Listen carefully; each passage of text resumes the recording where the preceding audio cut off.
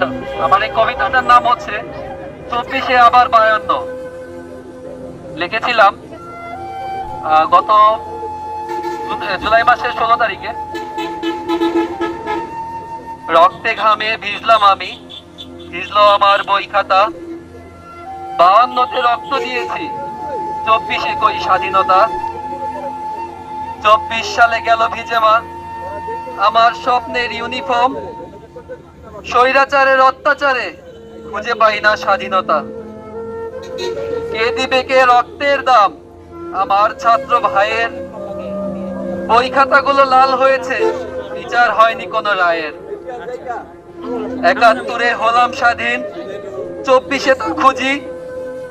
Tear shell, gas আর grenade বোমা, এটাই কি তবে ছিল ছাত্র জীবনের পুঁজি?